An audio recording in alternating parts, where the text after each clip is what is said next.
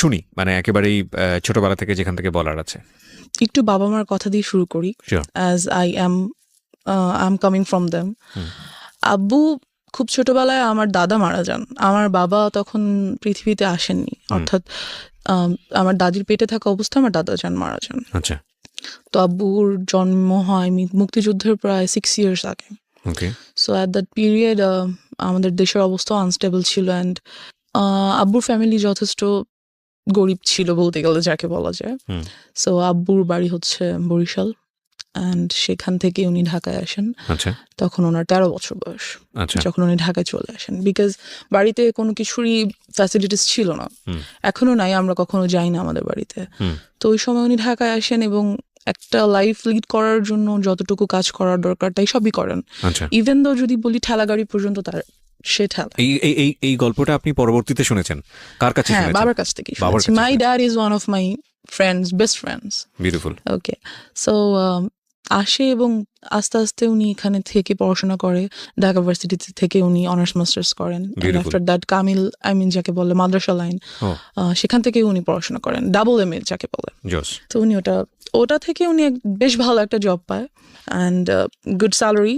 এই গেল বাবা। আম্মুদের ফ্যামিলিও খুব যে রিচ ছিল তা না, but they were quite good.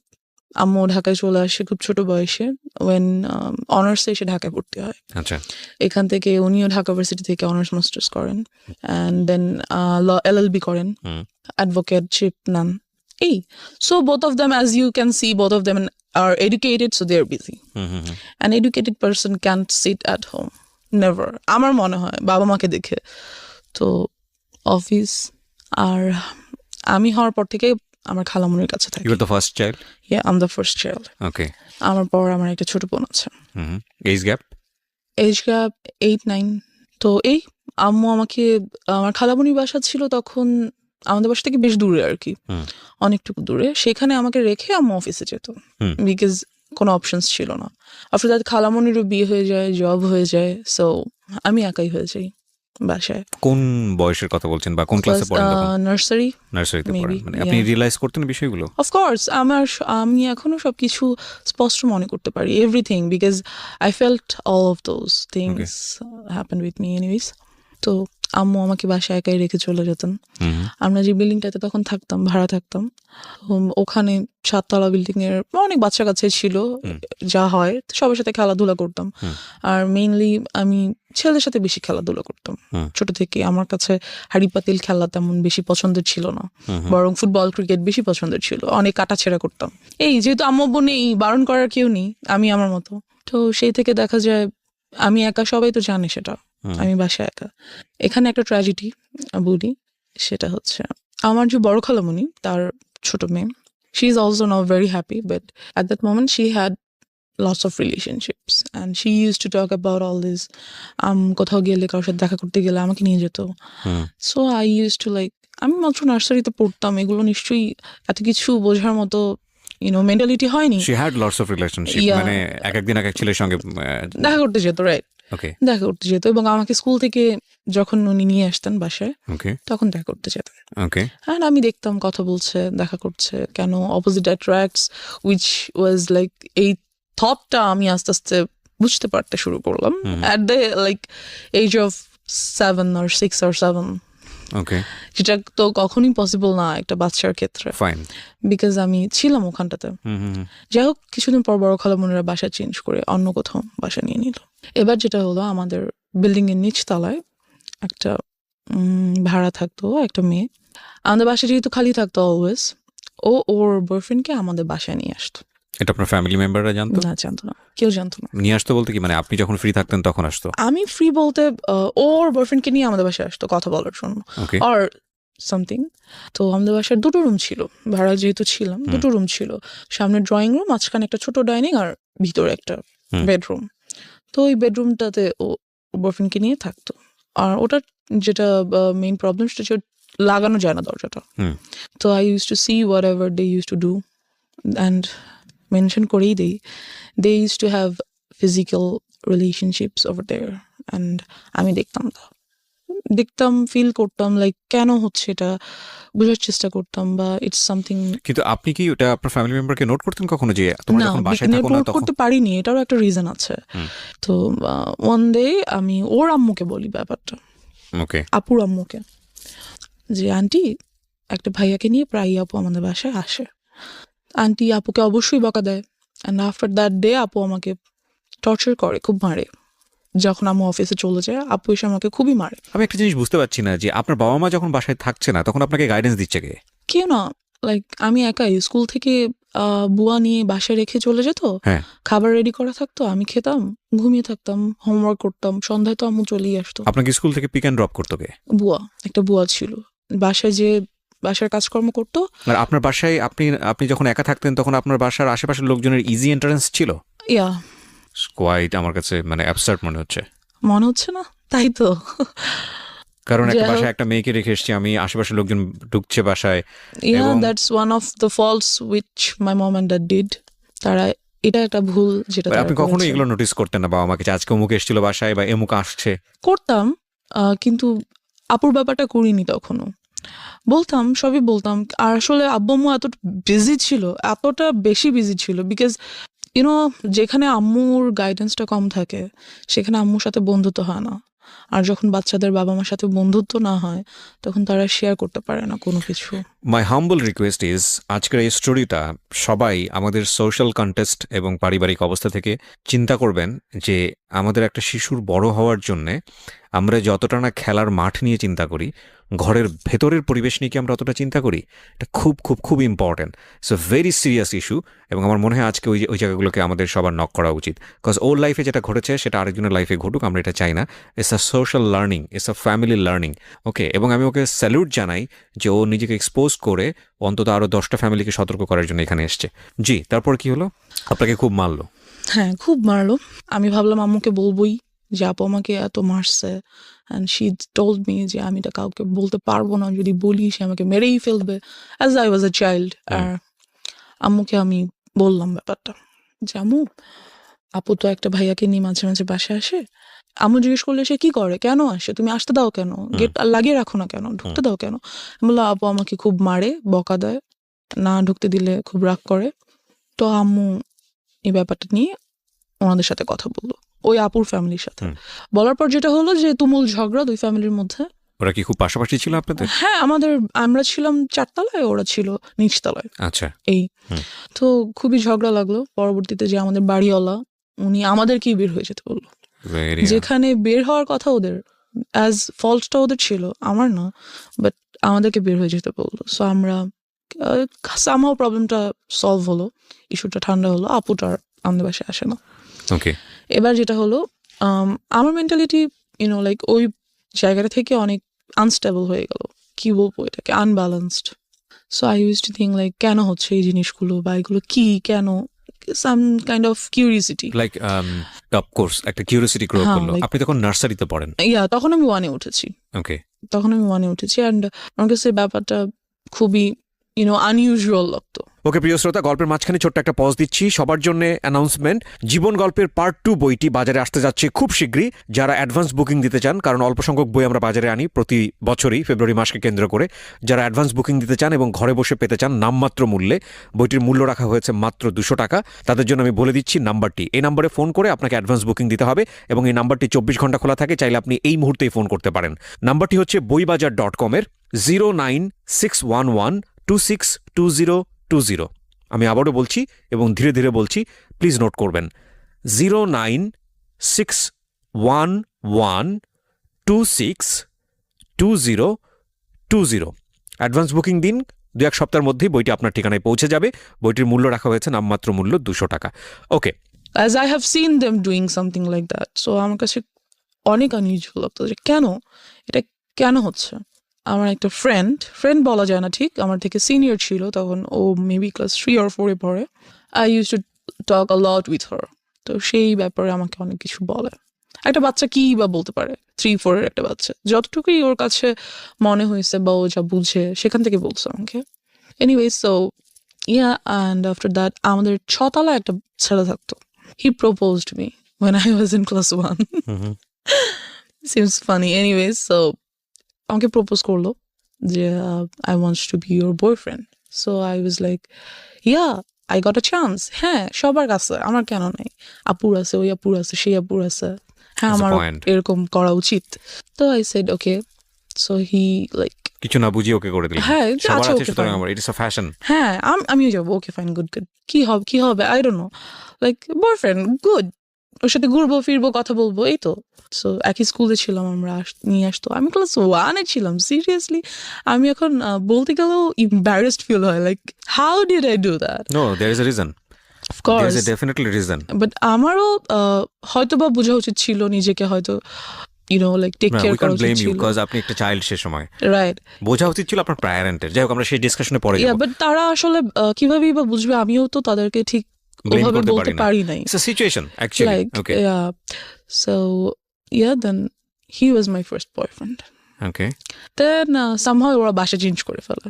Boyfriend এই আর কি, ও তো একটা বাচ্চা, ওই বা বয়ফ্রেন্ড গার্লফ্রেন্ডের কি বুঝে? যাই হোক, তো somehow ওরা বাসা চেঞ্জ করে ফেলার পরে I used to like a boy. I used to like him very much because he looked very cute. So বাচ্চা ছিলাম দুজনেই, ও আমার ক্লাসমেট ছিল, তখন আমি 2-তে উঠেছি। এনিওয়েজ, তো এই তারপর আমরা ওখান থেকে বাসা চেঞ্জ করে ফেলি। বাসা চেঞ্জ করে আমার যে বর্তমান বাসা, মানে আমাদের নিজেদের বাড়ি করে ফেলি আর কি, সেখানে চলে আসি। আসবার পর আমরা এখান থেকেই শুরু হয় আমার লাইফের মোস্ট ট্র্যাজিক পার্ট। বিকজ আমাদের যে এলাকাটা মেনশন করছি না, বাট কি বলবো, এলাকা বলা যায় না আসলে। Can any people like live there? I feel, because ওই সময়টাতে ওটা মানুষের বসবাস উপযুক্ত তো ছিল না, I guess. Fine, I want to listen your Anyways, story, what then, happened there. হ্যাঁ, আমরা একটা মৃত্যুর জন্য যেটা একটা অনুষ্ঠান হয়, কাইন্ড অফ কুলখানি বা খাওয়ায়। কোনো কিছু, না, কুলখানি। আই ডোন্ট নো, অনেকজনকে ডেকে খাওয়া দাওয়া করায়, আচ্ছা, সামথিং লাইক হ্যাঁ। দ্যাট। অনেক ছোট ছিলাম, মনে নেই, 2-তে আমি তখন উঠেছি মাত্র। যাই হোক, তো সেখানে আমরা যাই। যাওয়ার পর যেটা হয়, আমরা একটা আমার এক কাইন্ড অফ নানা, মানে আমার আম্মুর খালু যান হয়, ওনাদের গাড়িতে করে সেখানে যাই। তো ওই গাড়ির ড্রাইভার। সো আই ওয়াজ, আমি একটা ছোট বাচ্চাই ছিলাম, এই যে। তো সে আমাকে খুব কোলে টোলে করে নিয়ে আদর করে, এখানে ওখানে ঘুরাতে নিয়ে যায়। And then I noticed something, যেহেতু আমি অনেক কিছুই বুঝি এই ব্যাপারগুলোতে, লাইক ফিজিক্যালি কিভাবে you have to save yourself, আমি অনেকটাই বুঝি এই ব্যাপারগুলো। তো he tries to touch my private parts, and আমি বুঝতে পারি ব্যাপারগুলো, ফিল করি। সো আমি ওনার কাছে আর যেতে চাই না। কি ছিল উনি? Driver, as I said. আপনাদের ড্রাইভার? নো, যাদের গাড়িতে করে আমরা গেছি, আমার নানা ভাইয়ের ড্রাইভার। Okay. So he tries to like kind of, এটা first embarrassment of your life. এবং এই ঘটনা ঘটার পরে আপনি কি করলেন? তা আমি যেতে চাই না ওনার কাছে, যে না, আমি মানে ওখানেই আমরা আছি তখনও, কিন্তু আমি আম্মুর কাছে চলে যাই, যে আমি যাবো না ওনার কাছে। কিন্তু আমি কেন যেন আম্মুকে বলতে পারি না, লাইক আমার সাথে এটা হচ্ছে, আমার এটা ফ্রি ভাবে আম্মুকে বলা উচিত, কেন যেন আমার আম্মু আব্বুর প্রতিও ওই ভরসাটা আসে না, যে না আমি বলতে পারি। I don't no Y, but আমি বলতে পারি না। সো আম্মুকে আমি বলি যে আমার ওনাকে ভালো লাগছে না, আমি ওনার কাছে যাবো না। দেন আমরা ওখান থেকে চলে আসি, অ্যান্ড খুবই ট্রিক করে উনি আম্মু আব্বুর নাম্বারটা নিয়ে নেয়, ফোন নাম্বারটা নিয়ে নেয়, যে হ্যাঁ আমরা কোথাও যেতে হলে আমাকে ফোন দিবেন, আসবো, হ্যান ত্যান ফ্যান। যদিও উনি কিন্তু আমার নানা ভাইয়ের পার্সোনাল ড্রাইভার। ওকে। সো বলে যে হ্যাঁ প্লিজ যাবো হ্যান ত্যান ফ্যান। তারপর আমার নাম্বারটা দিয়ে দেয়, এবং আরো 2বার আমরা 2টো জায়গায় যাই, এবং ওনাকে সাথে করে নিয়ে যাওয়া হয়। আচ্ছা। সো এই হচ্ছে আমার first harassment or something like that. Secondly যেটা হয়, এবং এটা আপনি কাউকে বলেননি? না, এটা আমি কাউকে বলিনি। ইভেন এখনো পর্যন্ত আব্বু আম্মুকে আমি এইভাবে বলিনি। ফার্স্ট টাইম আপনি আজকে বললেন এখানে? আমি যাই বলছি কাইন্ড অফ ফার্স্ট টাইমই, কাউকে বলিনি। This is very unlucky for us, cause আমাদের সোসাইটিতে, আমাদের পরিবারে চাইল্ড সেক্সুয়াল অ্যাবিউজ, এটার যে রেট, এটা খুবই অ্যালার্মিং। আপনারা পত্রপত্রিকায় পড়েন এইসব ঘটনা, খুব এক্সট্রিম লেভেলে যখন চলে গিয়ে একটা বড় ধরনের ক্ষতি হয়ে যায়, তখন সেটা পত্রপত্রিকায় বা সংবাদ টেলিভিশন জায়গাগুলোতে চলে আসে। কারণ বিহাইন্ড দ্য সিন এইগুলো যে কতদিন ধরে এই একটা মেয়ে বা একটা শিশু বা একটা নারী কিভাবে নির্যাতনের শিকার হয়, কিভাবে তাদের মেন্টালি তাদেরকে মানে ভয়ঙ্কর রকমভাবে ড্যামেজ করে ফেলা হয়, আমি জানি না। আমার মনে হয় এই জিনিসগুলোকে আরও বেশি করে এক্সপোজ করা উচিত, বলা উচিত, কজ আমি ভিকটিম, আমি কেন এটা বলতে পারবো না? কোথায় সমস্যা? ট্যাবুটা কোথায়? মানে আমাকে কেউ একজন সেক্সুয়ালি হ্যারাসমেন্ট করেছে, আমাকে কেউ একজন ফিজিক্যালি অ্যাবিউজড করেছে, অথচ সেটা নিয়ে আমি সোসাইটিতে মুখ খুলতে পারবো না, সেটা নিয়ে আমি বলতে পারবো না। কি আশ্চর্য মেন্টালিটি! মানে সেটা নিয়ে বললে আমার দিকেই আঙুল তোলা হবে, সেটা নিয়ে বললে আমাকেই মনে করা হবে মেয়েটা খারাপ, বা ছেলেটা খারাপ, বা ওনার ফ্যামিলি খারাপ। কি ভয়ঙ্কর রকম মানে বাজে মেন্টালিটি আমাদের সমাজের। কিন্তু এই যে আমাদের এই মেন্টালিটিটা, এটাই কিন্তু যুগের পর যুগ এই প্রবলেমগুলো কীভাবে জিয়ে রেখেছে। আজকে যদি পরিবারের কাছে এই মেয়েটা এতটা বেশি সাবলীল হতো, আজকে যদি ওর বলার ক্ষমতা তৈরি হতো, ওকে যদি এনভায়রনমেন্টটা দেওয়া হতো, তাহলে ওর শৈশবটা হয়তো বা এরকম হতে পারতো না।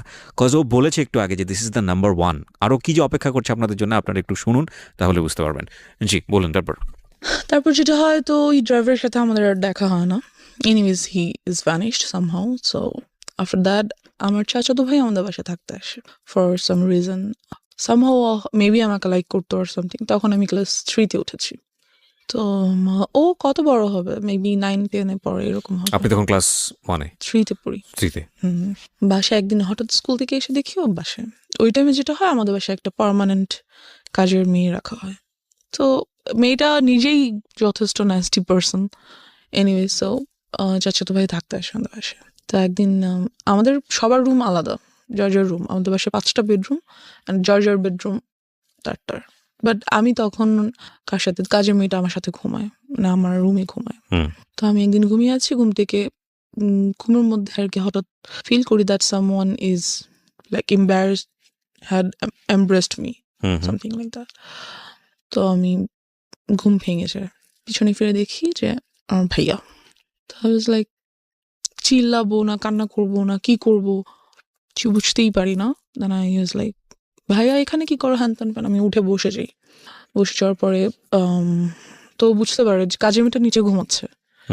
তো বুঝতে পারে যে আমি যদি এখন কিছু বলি তাহলে কাজের মেয়েটা উঠে যাবে, আম্মু আব্বু চলে আসবে, অ্যান্ড যাই হোক, তো ওদিনও চলে যায়। সামহাউ ওদিন চলে যায়। পরের দিন, শুক্রবার দিন, সবাই বাসায় ছিল। What was his response?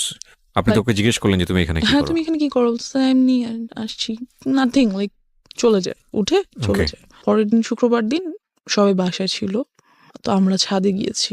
আমাদের ছাদটা খুব সুন্দর, গাছ লাগানো চারিদিকে, বসার মতো স্পেস আছে, টেবিল আছে, যাই হোক। তো ওখানে আম্মু চা করে নিয়ে গেছে, সবাই চা খাচ্ছে, ভাইয়াও গিয়েছে উপরে। ছাদটা 2টো ছাদ, একটা হচ্ছে চিলে কোঠার একটা ছাদ আছে, আর মেইন ছাদটা নিচে। তা আমি আর আমার কাজের মেয়েটা চিলে কোঠার ছাদে উঠেছি। আমার বেস্ট ফ্রেন্ড সবসময় ছিল কাজের মেয়েরা। যারাই কাজের মেয়েরা আসতো তারাই আমার বেস্ট ফ্রেন্ড, বিকজ কেউ তো সাথে থাকে না, ওরাই সাথে থাকে। তো ওকে নিয়ে আমি ছাদে বসেছি। তো ভাইয়া উপর উঠছে, উঠে আমার কাঁধে হাত রেখে বললো, পড়াশোনা কেমন চলে, হ্যান ত্যান। বললাম হ্যাঁ ভালো। বলতেছে কোনো ম্যাথে প্রবলেম হলে আমাকে দেখাও, ইত্যাদি ইত্যাদি কথা বলতেছে। And he tried the same thing that I faced with that driver. He was trying to touch some of my private parts. তো কাজের মেয়েটা এটা বুঝতে পারে, বিকজ আমার থেকে বেশ বড়। তো আমাকে বলে, আপু চলে নিচে চলে যাই। তো আমিও ফিল করছিলাম, সো আই ওয়াজ লাইক হ্যাঁ নিচে চলে, বাট ভাই আমাকে যেতে দিচ্ছে না। সো না থাকো, এখানে কত সুন্দর লাগছে, পরিবেশটা ভালো লাগছে, যেতে দিচ্ছে না। এই গেল সামহাও। তো আমি চলে আসি নিচে, কিছুক্ষণ বাদে চলে আসি। তো আম্মুকে বলি ব্যাপারটা, যে আম্মু ভাইয়া আমার সাথে, আমি আম্মুকে ডাইরেক্টলি বলি যে আম্মু ভাইয়া আমার প্রাইভেট পার্স টাচ করার চেষ্টা করে। এটা বলার পর আমার চাচার সাথে আর কি আব্বুর তুমুল ঝগড়া হয়। ও তার মানে আলটিমেটলি আমি একবার বলে ফেলি, হ্যাঁ একবার বলি আম্মুকে, অ্যান্ড আম্মু আব্বুকে বলে, দেন তো ওদের সাথে খুবই ঝগড়া হয়। আর ওই ভাইয়াকে আমাদের বাসায় আসতে মানা করে দেয়। এখন ব্যাপার হচ্ছে, আব্বু আম্মুই বা কি করবে? এতবার, এত মানুষ, কয়জনকে বাসায় আসতে মানা করবে? কয়জনকে ধরে রাখবে? দরজা কি সবসময় বন্ধ রাখবে বাসার? এটা তো সম্ভব না। যাই হোক, সামহাও ওটা চলে যায়। আমি তখনও ক্লাস 3-তে, এবং আম্মু আমার জন্য একটা টিচার রাখে। আমার বাসায় কখনো টিচার ছিল না, আম্মুই পড়াতো। বাট তখন দেখা যায় যে আম্মু তখন অ্যাডভোকেটশিপটা ছেড়ে দেয়। ছেড়ে দিয়ে আম্মু একটা গভর্নমেন্ট জব নেয়। এতে করে যেটা হয় যে আম্মু খুবই বিজি হয়ে যায়। ওখানে তো অ্যাডভোকেটশিপে হচ্ছে কেস পাবো, যাবো, এরকম কিছু পাবো না, বাসায় আছি। বাট একটা জব ইজ 9 to 5 ডিউটি। আর আম্মুর যেই অফিসটা পড়ে যায় অনেক দূরে, সেখানে যেতেই প্রায় 1.5-2 ঘন্টার মতো লাগে। সো আমাকে একেবারেই টাইম দিতে পারে না। বাট তখন যেটা হয়, আমার খালামণিকে তারা আমাদের বাসায় নিয়ে আসে। খালামণি আর তার হাজব্যান্ডকে। অ্যান্ড আমার সেফটির জন্য আব্বু আম্মু তাদেরকে একটা ফ্ল্যাট গিফট করে দেয় আমাদের বাসায়, ওকে। যে যাতে আমার ছেলেমেয়েরা সেফ থাকে এই জন্য। তো খালামণিও জব করে, মেইন প্রবলেম এখানেই। তো দেখা যায় সেটা আসলে কি বলবো, সবসময় সবাই সবকিছু বুঝে না, ইউনো। অনেক সময় আমরা অনেক কিছু দেখেও দেখতে পারি না, ব্যাপারটা এরকম। প্রিয় শ্রোতা, জীবন গল্পের এখন পর্যন্ত সেরা কয়েকটি গল্প এবং রেডিওতে অপ্রকাশিত একটি গল্প, একটি বিশেষ গল্প নিয়ে এবারের বই প্রকাশ হতে যাচ্ছে জীবন গল্প পার্ট 2।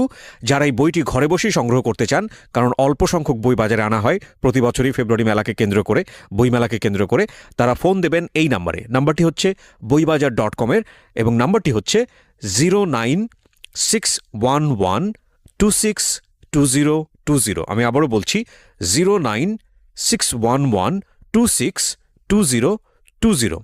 এই নাম্বারটিতে ফোন দিন। বইয়ের মূল্য রাখা হয়েছে সর্বসাকুল্যে 200 টাকা মাত্র। ওকে, যেখানটায় আমরা ছিলাম। যাই হোক, তো খালামণি থাকে, তো আমার জন্য একটা টিচার রাখা হয়। টিচারটাকে বলা হয় যে তুমি সন্ধ্যায় আসবো, কারণ আমি সন্ধ্যা বাসায় আসবো। আম্মু বলে যে আমি সন্ধ্যায় আসবো আর তুমিও সন্ধ্যায় আসবো। Your mom is lawyer. Yeah that time উনি কি প্র্যাকটিসে ছিল? না, উনি তখন প্র্যাকটিস ছেড়েছে, মাত্র নিউ ছেড়ে একটা গভর্নমেন্ট জবে ঢুকলো। ওকে। তো ওনাকে বললো যে সন্ধ্যার পর আসতে, যেহেতু সন্ধ্যার পর আমার অফিস থেকে আসবে। এই তো আমাদেরকে আমার রুমে বসে পড়তে নিষেধ করে দেওয়া হলো। যেটা করা হলো যে ড্রয়িং রুমে বসে পড়বে, যাতে আমি দেখতে পারি তোমাদেরকে। যাই হোক, তো আম্মু ড্রয়িং রুমে বরাবরই ডাইনিং রুমে বসে আম্মু অফিসের কাজ করতো ল্যাপটপে, আর আমি স্যারের কাছে পড়তাম। তা অনেক সময় দেখা যায় সব সময় কি আর সন্ধ্যার পর আম্মু চলে আসতে পারে, রাস্তায় জ্যাম থাকে, অফিসে কাজ থাকে, অনেক কিছুই। সো ইয়া, এরকমই মাঝে মাঝে হতো। অ্যান্ড আমার স্যারকে খুব ভালো লাগতো, কারণ স্যার আমাকে খুব আদর করতো, খুব সুন্দর করে বুঝাতো, একটা টিচারকে যেভাবে ভালো লাগা উচিত। That's it.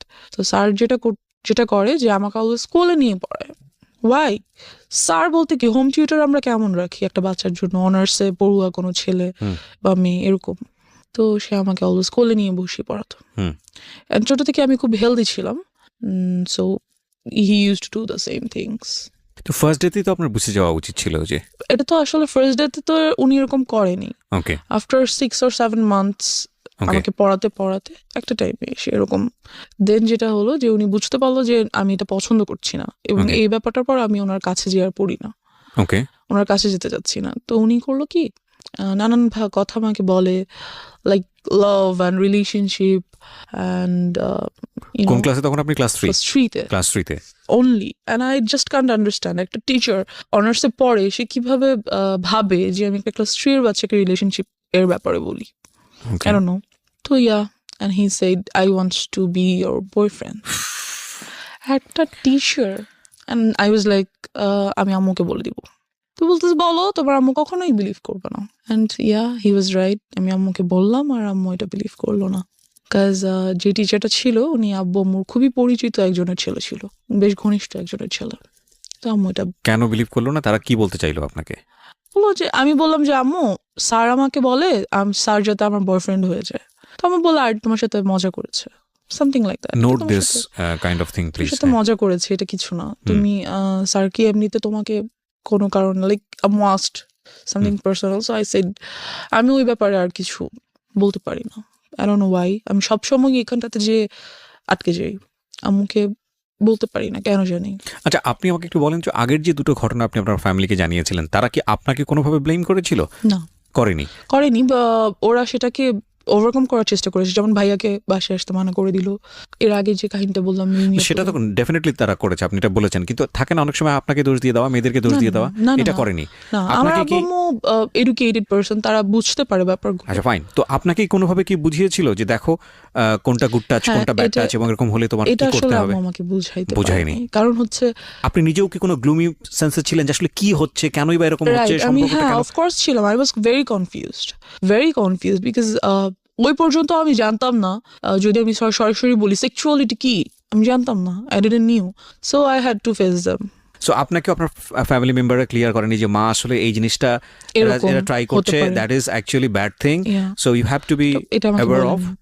এটা কখনো বলেনি। হুম। সো আপনি নিজে থেকে একটা ধোঁয়াশার মধ্যে ছিলেন। আপনার কোয়ারি হতো না, বাবা মাকে জিজ্ঞেস করতেন না যে মা আসলে সবাই কেন এরকম করছে? হতো, বাট আমি কেমন করে মানে আমি কেন যেন আনকমফোর্টেবল ফিল করতাম ওই ব্যাপারটাতে জিজ্ঞেস করতে। লাইক আমার ভালো লাগতো না, বা আমি চেতাম না, বা চাইলেও পারতাম না, এরকম কিছু। ওকে। তো যাই হোক, তো স্যারকে বলা হলো, তো স্যার আমাকে 1.5 year পড়াইছে। হুম। তো অ্যাট দ্যাট টাইম যখন 1 year কাছাকাছি প্রায়, তো he gave me a love letter. সে সেখানে লিখেছে, আমি তোমাকে অনেক পছন্দ করি, তোমাকে আমি অনেক আদর করব, তুমি ঠিক মতো পড়াশোনা করো, বড় হও, দেন আমি তোমাকে বিয়ে করব, হ্যান ত্যান ফ্যান। তো আমি আম্মুকে দেখানোর পরিবর্তে সেটা আমার ফ্রেন্ডকে দেখালাম, আচ্ছা। স্কুল ফ্রেন্ডসদেরকে। হ্যাঁ। তখন আমি পড়ি ক্লাস 3-তে। হুম। যে কাহিনীটা হলো সেটা হচ্ছে ওই ব্যাপারটা নিয়ে পুরো স্কুলে কাহিনী হয়ে গেল। হুম। তো যে ওই মেয়েটাকে ওর স্যার লাভ লেটার দিছে, হুম হুম হুম। অ্যান্ড প্রিন্সিপাল আম্মুকে ডাকলো, ও, এবং কাহিনী গুলি শুধু করেছে এক জায়গায়, লেগেছে আরেক জায়গায়, এরকম একটা অবস্থা। কাহিনীটা শুধু ওই পর্যন্তই হলো না যে লাভ লেটার হয়ে গেল, ওরা বিয়ে করবে, ওদের কত দিন পরে ওদের বেবি হবে, হ্যান ত্যান, বাচ্চারা যা করে আহা। নর্মালি, মানে বিশাল কাহিনী, পুরো স্কুল জানাজানি হয়ে গেল হুম হুম হুম। এটা। আম্মুকে কিন্তু আমি তখনও বলিনি, ইভেন দো লাভ লেটারটা আমি স্যারকে কোনো রিপ্লাইও করিনি, হুম হুম হুম। কিছুই না, বাট ব্যাপারটা পুরো স্কুলে কাহিনী হয়ে গেল। অ্যান্ড প্রিন্সিপাল ডাকলো আম্মুকে। ওকে। সো আম্মু গেল, ক্লাস টিচার, প্রিন্সিপাল সবাই মিলে বলল আম্মুকে যে এরকম এরকম কি হয়েছে, আমরা তো জানি না, হুম। কেন স্কুলে এত গুজব হ্যান ত্যান। হুম। যেটা ওদেরকে বলা হলো যে আপনি আপনার মেয়েকে স্কুল থেকে নিয়ে যান, ডিরেক্টলি বলা হলো যে নিয়ে যান স্কুল থেকে, বিকজ আপনার মেয়ে আজে বাজে গল্প করে, ও বাকি বাচ্চাদেরকে নষ্ট করে ফেলবে। আমি কিছুই করি নাই, কি বা করবো, আর আমি বুঝি বা কি বলবো, বা কি আজে বাজে গল্প বা কি করব। বাট যাই হোক, এরকমটা বলা হলো, অ্যান্ড ও স্কুল থেকে আমাকে নিয়ে আসা হলো, আম্মু নিয়ে আসলো, অ্যান্ড ওই টিচারটাকে বাদ দিয়ে দিল। দেন আপনি তো ফ্যামিলিকে বললেন যে ঘটনাটা কি ছিল। আমাকে লেটারটা দেখালাম, আচ্ছা, তারপর দ্যাটস ইট। তো লেটারটা দেখে আম্মু আমাকে কিছুই বললো না, আর কিছু জিজ্ঞেস করেন? নাথিং, সে জাস্ট টিচারটাকে বাদ দিয়ে দিল, And দিয়ে it was a one kind of, আমি জানি না বাবা মায়ের ক্ষেত্রে আমি কি ওয়ার্ডটা ইউজ করবো, because they are just gifted from আল্লাহ। বাট সি, আপনি যখন যেদিন প্রথম দিন বলেছিলেন আপনার মাকে যে he wants to love me, ওই সময় যদি সে বিশ্বাস করে স্টেপটা নিয়ে নিত, তাহলে কিন্তু ভালো আজকে হতো না। এই রকম একটা ডিজাস্টার হতো না আপনার লাইফে।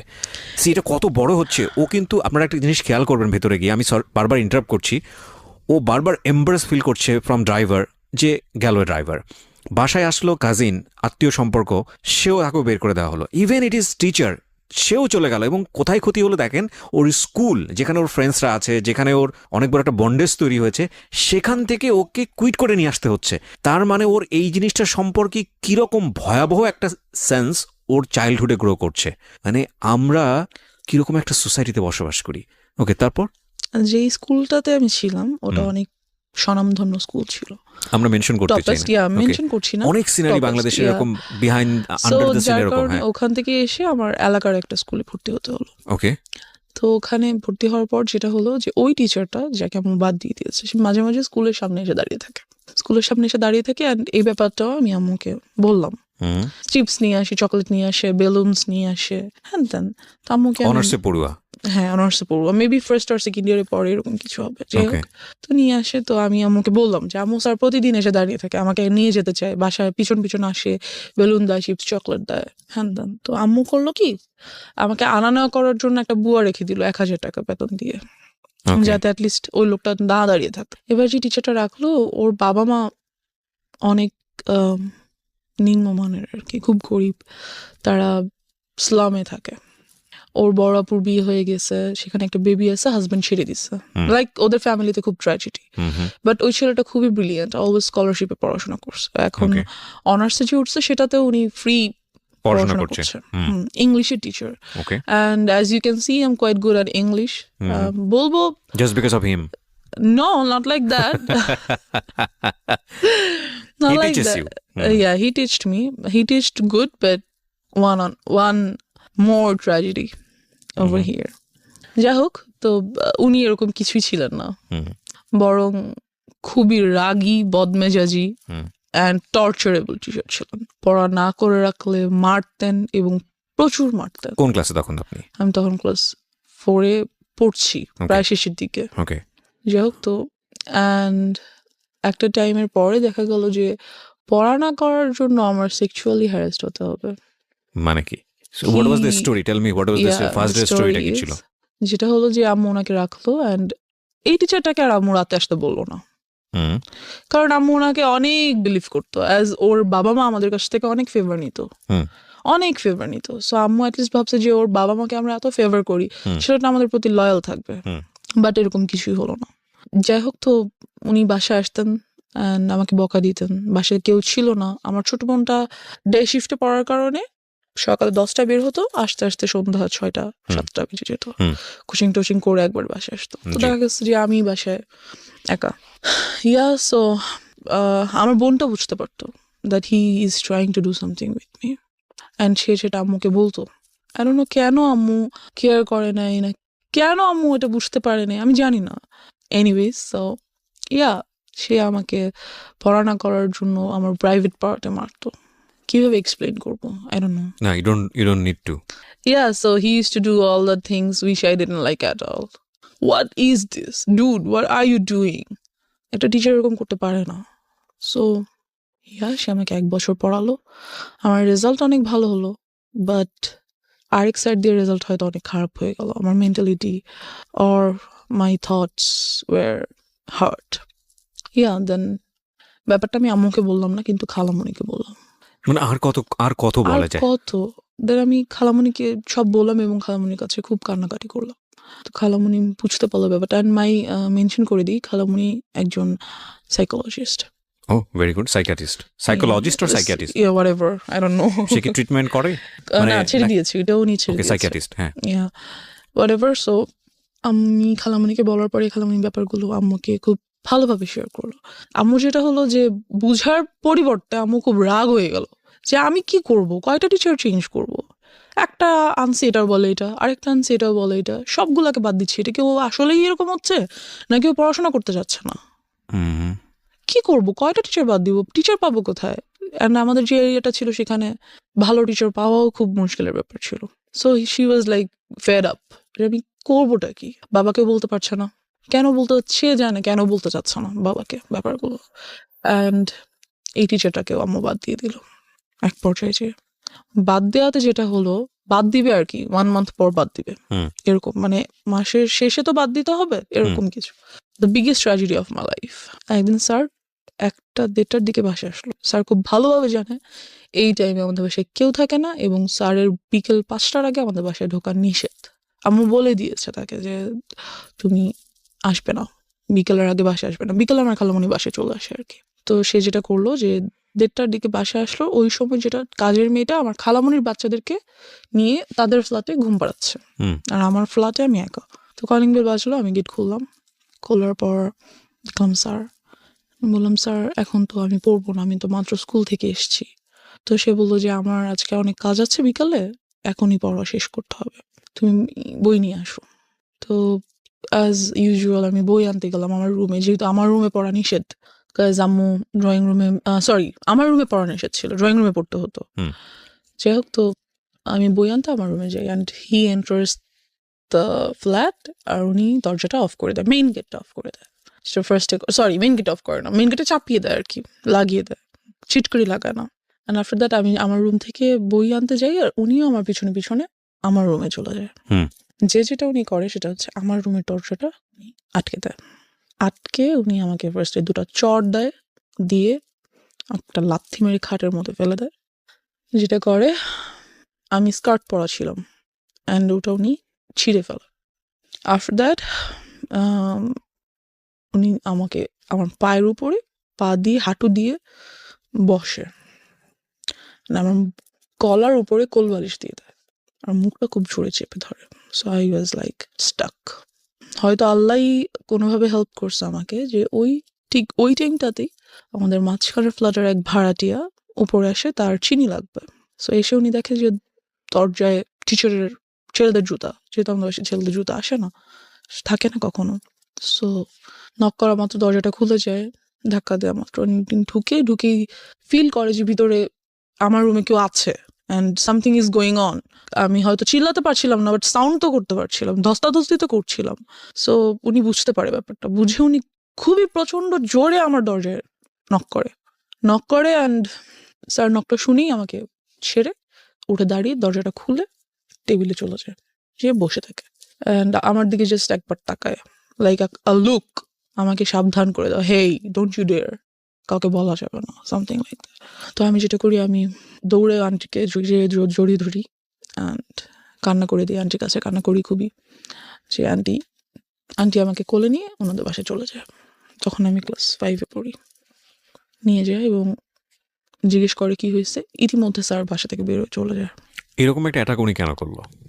কোনো Because ধরনের ওই যে কোনো আমি রেশারেশি? খালামণিকে বলেছি, ও, তার আম্মু যে তার মাকে বলেছে, সো ওনাকে কি বিষয়টা আগে থেকে নক দেওয়া হয়েছিল আপনার ফ্যামিলি থেকে, না তোমাকে বাদ দিয়ে দেওয়া হচ্ছে বা এরকম কোনো গেম আসি? মেবি আই ডোন্ট নো, অবশ্যই না হলে উনি এরকম করার তো কথা না। Okay, so what was his intents basically? কি মানে কি চাচ্ছিল সে, যেহেতু জিনিসটা হয়তো সে ভাবছে যে আমাকে যেহেতু বাদ দিয়েই দিচ্ছে, আমার নামে একটা বদনাম হচ্ছেই, তাহলে বদনামটা কিছু না করে কেন হবে, আমি কিছু করি দেন হোক, মেবি সামথিং লাইক দ্যাট। কিছু যে সে করেনি তা তো না, কিছু তো সে করেছে, Right. কিছুটার তো আর বদনাম হবে না, যখন বলে বদনাম হবে তখন তো ফুল বদনামটাই হবে। ফুলটাই হবে, তো Okay. সে চাইছে তো আমি ফুলই করি, Okay, কেন যাই হোক। করবো না। তারপরে কি হলো Something আপনার like that. খালামণির সঙ্গে? খালামণি না, সরি, আন্টি আর কি। আন্টি, পাশের বাসার আন্টি, পাশের হ্যাঁ। বাসার আন্টি। তো আমি খুব তখন তো বাসায় কেউ নেই, তো কান্নাকাটি করার পরে আম্মুকে আন্টির সাথে সাথে ফোন করলো, হুম, ফোন করে ব্যাপারটা বললো। বলার পরে আম্মু বললো, আচ্ছা ভাবি, ওকে আপনি আপনার কাছে রাখেন। আমি এতটাই ভয় পেয়ে গেছিলাম যে এর পরের 1 মান্থ আমি ঘুমাতে পারিনি রাতে। তো আপনার মা এসে কি করলো? মা এসে কি করবে, খুবই কান্নাকাটি করলো, আম্মু আমাকে জড়িয়ে ধরে, and যেটা হলো what was your father role? উনি কই এই গল্পের উনি মধ্যে?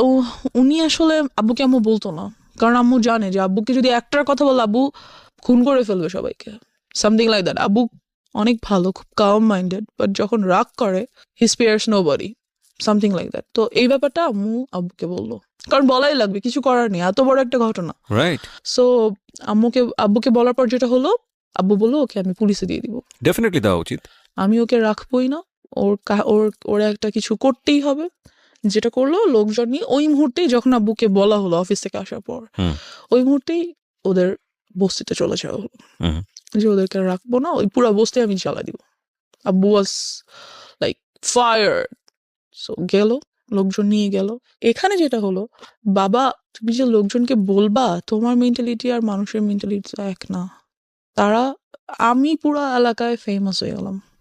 ওনার শাস্তি হলো, অবশ্যই হলো, কিন্তু এখান দিয়ে যে ক্ষতিটা ওনার হলো যে, শাস্তি বলতে কি ওনাকে অ্যারেস্ট করা হলো? হ্যাঁ ওনাকে অ্যারেস্ট করা হলো। আপনি যখন ক্লাস 5-এ? হ্যাঁ, পরে উনি অবশ্য জামিনে ছাড়া পেয়ে যায়। আচ্ছা, কেস ফাইল করা হয়েছিল তাহলে? হ্যাঁ, আমার নামে প্রচুর বদনাম হয়ে গেল, আমার কোনো বন্ধু বান্ধব হয় না, আমাদের বাসায় কেউ আসে না, আমার সাথে কেউ খেলে না, আই ওয়াজ টোটালি অ্যালোন। যেটা হলো, আব্বু আম্মু আমাকে স্কুলে নিয়ে যেত, স্কুল থেকে নিয়ে আসতো, এরকম চললো কিছুদিন, হুম, লাইক 6 or 7 months এরকমটা চললো। তারপর যেটা হলো, আর কতদিন সম্ভব স্কুলে নিয়ে যাওয়া, নিয়ে আসা, তাদের জন্য দুজনেই খুব বিজি পারসন। খুব টাফ। আম্মুর অফিসে লাইক শোকজ করে দিবে এমন একটা ব্যাপার, চাকরি থেকে বাদ দিয়ে দিবে এমন একটা ব্যাপার হয়ে গেছে। হুম, বিকজ সো আম্মু ভাবলো যে অনেকদিন তো হয়েছে, এখন বোধহয় সবকিছু normal, hmm. We can be back in our normal life again. তারপর যেটা হলো, আমাদের বাড়িটা তখন ছিল 3 তলা, হুম, এরপর উপরের কাজ ধরা হবে আর কি। তো খুব মিস্ত্রি আসে বাসায়, তো আব্বু তো সভাপতি বাসায় থাকেন না, আম্মুও থাকেন না। তো তখন আমি মেবি 6-এ পড়ি। হুম, দেন আব্বুর একটা ব্যাপার কি, উনি খুব ইসলামিক মাইন্ডেড, আর উনি সবাইকে এক চোখে দেখে, মিস্ত্রিদেরকে পাশে বসে খাওয়ায়, ভাই, কাউকে কখনো তুমি তুই, নো, অলওয়েজ আপনি, respect. He is a golden soul, heaven soul, আমি কি বলবো, I just love him. Anyway, so এরকমই করতো ওই টাইমটাতে। তো মিস্ত্রি আসতো, তাদেরকে সেভাবে রেসপেক্ট করতো। সবাই এক হয় না, আপনার রেসপেক্টটা সবাই কিন্তু সমানভাবে নিতে পারে না, এটা সম্ভব না। তো আমাদের স্যানিটারি মিস্ত্রি, যে স্যানিটারি সাইটটা দেখতেন, ওখানকার হেড, ওই মিস্ত্রি গ্রুপটার হেড। হুম, তো উনি খুবই আসতেন বাসায়, খুবই আসতেন, আর আমাকে খুবই আদর করতেন। তো আমার ছোট বোনটা বাসায় না থাকার কারণে এগুলো থেকে ও খুব দূরে ছিল আর কি। যাই হোক, তো ও বাসায় ছিল না বলতে? ও তো যে বললাম ডে শিফটে থাকার কারণে 10টার দিকে সকালে বের ও হতো। আচ্ছা আচ্ছা, বাসায় ছিল না মনে সন্ধ্যায় হচ্ছে, আসতো, যে হ্যাঁ, তখন অন্য বাইরে Yeah, স্কুলে right. ছিল। ওকে, সো ওই ব্যাপারগুলো খুব একটা ফেস করতো না। তো ওই আঙ্কেলটা আসতো বাসায়, আমাকে আদর করতো, চকলেট নিয়ে আসতো, হ্যান ত্যান। একদিন যেটা হলো, রাতে উনি আসছে সাইড ভিজিটের জন্য, যে কিছু একটা প্ল্যান আছে ওনার, এটা বাবাকে বলবে। তো আমরা উপরে গিয়েছি, আম্মু, আব্বু, আমি, আমার ছোট বোন, না ছোট বোন যায়নি, আমরা 3 জন গিয়েছি। তো উনি বলতেছে ব্যাপারগুলো। তো আব্বু সামহাও কিছু কারণে নিচে গিয়েছে, তো উনি আমাকে কোলে নিয়েছে। আমি কিন্তু তখন 6-এ পড়ি প্রায়। কোলে নেওয়ার মতো না, অনেক হেলদি, বেশ বড় হয়েছি, কোলে নেওয়া যায় না। তো উনি আমাকে কোলে নিল, আমি উঠবো না, উনি আমাকে জোর করে কোলে নিয়েছে, না আসো আম্মু, হ্যান ত্যান। উনি যেটা করলো, খুবই বাজেভাবে একটা কাজ করলো আমার সাথে, দ্যাট বলতে চাচ্ছি না। He did something very nasty, very nasty. And আমি ওই মুহূর্তে কান্না করে দিলাম। ওনার কোল থেকে লাফ দিয়ে কাইন্ড অফ আমার হাঁটুর উপর পড়ে গেলাম। অ্যান্ড আম্মু গেল, কি হয়েছে, কি হয়েছে, কি হয়েছে? আঙ্কেল বললো যে না না, কিছু হয় নাই, আমার হাতে তো ঘড়ি ছিল, ঘড়ি তো বোধহয় ওর গায়ে লাগছে। আমি খুব কান্না করতেছি। আম্মু বললো, কি হয়েছে আম্মু, চলো নিচে চলো। নিচে নিয়ে আসলো আমাকে। যেটা হলো, ওদিন রাতে আমি আম্মুকে কিছু বললাম না, ঘুমিয়ে গেলাম। পরের দিন থেকে উনি এলাকায় নেই, ওনাকে আর পাওয়া যাচ্ছে না, বিকজ উনি বুঝতে পারছে যে আমি আম্মুকে বলবো। So, উনি আর এলাকায় নেই। তা আমি ব্যাপারটা আম্মুকে কিছুটা বললাম, কিছুটা। সো ওনাকে তো আর পাওয়াই গেল না, কি আর করার। এই সব কিছু দিয়ে চলে গেল। এই হয়ে গেল হ্যারাসমেন্টের সাইড শেষ। এবার আমার নিজের ফল্টের সাইডগুলো চলে আসছে। তো আমি 7-এ পড়ি, আর এলাকার স্কুলে পড়ি, অ্যান্ড আমি খুব happy at that time. So and আমার বিরুদ্ধে যে রিউমার্সগুলো ছড়াইছিল, ওগুলোও কাইন্ড অফ ভ্যানিশড। সবাই জানতো যে আমি খুব বাজে, খুব ফাজিল। আর যেহেতু আব্বু আম্মু নাই, বারণ করার কেউ নাই, ছেলেদের সাথে যে ক্রিকেট খেলতেছি, ওদের সাথে যে ফুটবল খেলতেছি, ছাদে বৃষ্টি হলে ভিজতেছি, নাচতেছি, তো এটা ছিল কাইন্ড অফ লাইক, এই ধরনের মেয়েরা খুব বাজে হয়। এদের কাছে মেয়েদের সাথে এরা মিশতে পারে না, ভালো মেয়েদের সাথে এরা মেশে না। সো আমার মেয়ে বন্ধু কোনোদিনও হয়নি, কাজ যার সাথে না, ওর সাথে চলা যাবে না, ও খারাপ, এমন একটা ইমেজ তৈরি হয়ে গেল আমার। সো আমার সব ছেলে বন্ধু, ওদের সাথে ওরা যা খেলে আমার তাই খেলতে হয়। সারাদিন তো বাসে বসে থাকা সম্ভব না। তো এই খেলাধুলা যাই হোক, এক পর্যায়ে যেটা হলো, আমাদের এক সিনিয়র ভাইয়া, উনি আমাদের সাথে ক্রিকেট খেলতো। তো উনি যেটা করলো, উনি বললো যে তোমাকে আমার খুব পছন্দ হয়েছে, I wants to be in a relationship with you. Then I was like, কিছু বললাম না, ভাবলাম কি করবো, হ্যান ত্যান। তো আমার বেস্ট ফ্রেন্ড, ওকে বললাম। তো খুব হাসাহাসি করলো, সে সিনিয়র ভাইয়ের সাথে রিলেশন করবি, তার তো তুই আমাদের আপু হয়ে যাবি। না, এরকম কিছু না। তো আমি খুব, ওর কথাটাতে আমি খুব মজা পেলাম, ওয়াও, আমি তোদের আপু হয়ে যাবো, great, then I must do that. So আমি ওনার প্রপোজালটা অ্যাকসেপ্ট করে ফেললাম। যেটা হলো যে একদিন উনি ছাদে আসলো আমাদের। আমাদের দরজার মেইন গেট নর্মালি বন্ধ থাকে, বাট সামহাও ওই দিন আই ডোন্ট নো কিভাবে আসছে, ছাদে আসলো, এসে আমাকে আমাদের বাসার নাম্বার, আমার তখন ফোন নেই, বাসার নাম্বারে কল করলো, যেটা বাসা অলওয়েজ আম্মু রেখে যায় ফর সেফটি। কল দিল, দিয়ে বললো যে আমি ছাদে এসছি, তুমি ছাদে আসো। তো আমি ছাদে গেলাম। যাওয়ার পর he tried to kiss me, and এই ব্যাপারটা আমার কাছে অনেক নাস্টি ছিল, because I don't like it. Because আমি ছোট থেকে ফিজিক্যালি অ্যাটাচড হওয়ার ব্যাপারগুলো আমার কাছে এতটাই ভয়ানক যে আমি এগুলো নিতে পারি না। অ্যাকচুয়ালি ও যখন শুরু করে তখন ও বলছিল যে এবার শুরু হচ্ছে আমার ফল্ট। আমি মনে মনে ভাবছিলাম যে নো, এতক্ষণ ধরে যেই কজটা ছিল সেটার ইফেক্টটা শুরু হচ্ছে। So that is the thing, যে ওর পার্সোনাল লাইফে কত বড় ক্ষতি হয়ে গেছে, যে ও ওই পার্টটাকে মনে করছে জীবনের সবচেয়ে বিভীষিকাময় পার্ট। এবং আমরা আজকে এই বিষয়টাকে খুব ওপেনলি এখানে ডিসক্লোজ করছি দুটো কারণে। এক, বাবা মা যারা আছেন, ফ্যামিলিতে যারা অভিভাবক আছেন, তাদের প্রতি আমাদের একটা বিশেষ মেসেজ হচ্ছে যে আপনি যাই করেন না কেন জীবনে, যত পয়সা আর্ন করেন, যত বেশি বিজি থাকেন, হোয়াট ফর, কেন করেন? বিকজ আপনার সন্তানরা তো এসে ওই লিগেসিটা ধরবে, বিকজ আপনার সন্তানদের জন্যই তো। তো সেই সন্তানকেই যদি আমি প্রপারলি বড় করতে না পারি, বা তার যদি একটা কমফোর্ট এনভায়রনমেন্ট আমি এনশিওর করতে না পারি, তাহলে এই পরিশ্রম, এই পয়সা কিসের জন্য? প্রথম কথা হচ্ছে এটা। সো এটার প্রায়োরিটি অবশ্যই জরুরি, এক। 2 নম্বর হচ্ছে যে যারা আজকে অ্যাডাল্ট না বয়সের দিক থেকে, এবং অনেকেই হয়তো বা শুনবে রেডিওতে, তাদেরকে বলবো স্পিক আউট, বলো। কারণ এটা একটা মেয়ের ঘটনা না বাংলাদেশে, এটা একটা শিশুর ঘটনা না বাংলাদেশে, এরকম অসংখ্য মেয়ে, অসংখ্য শিশু, অসংখ্য নারীর ঘটনা এগুলো। হ্যাঁ, কারণ কেউ স্পিক আউট করে না, আমাদের সোসাইটিতে এগুলোকে ট্যাবু মনে করা হয়। আমি বলতে চাই আজকের অনুষ্ঠান দিয়ে দ্ব্যর্থহীন কণ্ঠে যে তোমরা বলো, তোমাদেরকে স্পিক আউট করতে হবে। কিছুদিন আগে আমি দেখলাম সোশ্যাল মিডিয়াতে মিটু আন্দোলন হলো। মিটু আন্দোলন এটা অন্য একটা জিনিস, আমি যদিও এটাকে আমি মনে করি যে ইয়াস এভাবে বলতে হবে, ডেসপার্টলি আসতে হবে, এবং সেই জায়গাটা থেকে আমি মনে করি যে পুরো দুনিয়াকে না জানালেও অন্তত ফ্যামিলিকে জানাও, ফ্যামিলি মেম্বারদেরকে খুব ডেসপারেটলি বলো। ও তো বলেছে, কিছু কিছু ক্ষেত্রে বলেছে, তারপরেও ওকে এতটা মানে হ্যাসল ফেস করতে হয়েছে। কিন্তু আমি জানি এরকম অসংখ্য শিশু আছে, অসংখ্য কিশোর কিশোরী আছে যারা কখনো স্পিক আউট করে না, সারাটা জীবন ধরে তাদের মধ্যে এটা ট্রমা হয়ে যায় এবং তারা সারাটা জীবন ধরে এটা বয়ে বেড়ায়। তো সেই জায়গাটা থেকে আমি রিকোয়েস্ট করবো সবাইকে, প্লিজ স্পিক আউট। ওকে, হ্যাঁ বলো তারপর। তো যেটা হলো যে আমার ওটা ভালো লাগলো না ব্যাপারটা, ওর বিহেভিয়ারটা। সো আমি টোটালি বললাম যে I am not liking your behaviour, so I am not going to be in a relationship with you anymore. So I broke up with him. Okay, just because of this reason? Yeah, because I don't like it. আমার কাছে relationship মানে কি, সম্পর্ক তো সবার সাথেই হয়। বাবা মা আমার একটা সম্পর্ক, বন্ধু বান্ধব আমার একটা সম্পর্ক, এটাও তেমন একটা সম্পর্ক। So I just don't like it. After that যেটা হলো, ব্রেকআপ তো হইলো, বাট ও তো এলাকার বড় ভাই, so it's not good for me. ব্রেকআপটা হয়তো আমার জন্য ভালো না। যেটা করলো, অলওয়েজ আমাকে ডিস্টার্ব করতেছে, রাস্তায় বের হতে পারছি না, বাজে কমেন্টস হচ্ছে, কি বলবো, এই আমার গায়ে ইট ছুটে মারতেছে, ওদিক থেকে রং দিচ্ছে গায়ের মধ্যে, বেরোতেই পারতেছি না রাস্তায়, কুকুর ছেড়ে দিচ্ছে পিছনে। What are all this just because I broke up with you? Why? আমাকে তোমার যেমন প্রপোজ করার রাইট আছে, আমারও তোমার প্রপোজাল রিফিউজ করার রাইট আছে। এটা তুমি করতে পারো না।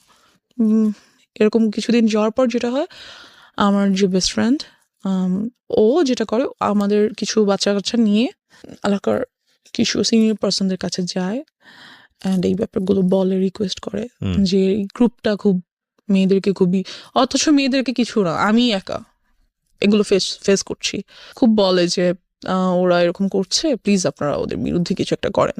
যাই হোক, তো সামহাও ওই ছেলেটা মেবি এরিয়া চেঞ্জ করে অন্য কোথাও বাসা নিয়ে নেয়। এবার যেটা হয়, আমাকে একটা ছেলে প্রপোজ করে, প্রপোজ তো না ঠিক, ব্ল্যাকমেইল করে for to be in a relationship with him. Like ওর বাবাও একজন অ্যাডভোকেট অ্যান্ড ওর আম্মু হাউস ওয়াইফ, ওর বড় দুটো বোন আছে, দুজনেই এডুকেটেড। বলতে গেলে ওর ফ্যামিলিটা খুব ভালো, বাট ও জানি না কেন এমন হয়েছে, সম্পূর্ণ বিপরীত এবং বিকৃত মস্তিষ্কের একজন মানুষ আমার মনে হয়। বিকজ ও যেটা করতো, আমাকে প্রপোজ করে কয়েকবার, আমি বারবার রিফিউজ করে দিই, because he looked so ugly first, second his behaviour was so nasty, so I didn't like him at all. সব থেকে বড় কথা হচ্ছে, অলওয়েজ এলাকায় আমি যখনই বেরোতাম দেখতাম সিগারেট খাচ্ছে, এটা আমার অনেক অপছন্দ ছিল ওই টাইমটাতে। So I refused his proposal. একদিন যেটা হলো, রিক্সা দিয়ে যাচ্ছি, চলন্ত রিক্সা লাভ দিয়ে উঠে পড়লো, you have to accept my proposal anyhow. মানা করে দিলাম। ফোন করেছে, কোথায় তুমি? আমি কোচিংয়ে। বেরো, আমি রাস্তায় দাঁড়িয়ে আছি। বেরোয় দেখি মেইন রোডের রাস্তার মাঝখানে দাঁড়িয়ে আছে, আমি মরে যাবো তুমি যদি আমার প্রপোজাল অ্যাকসেপ্ট না করো। I was like, Let him die. I was like, whatever.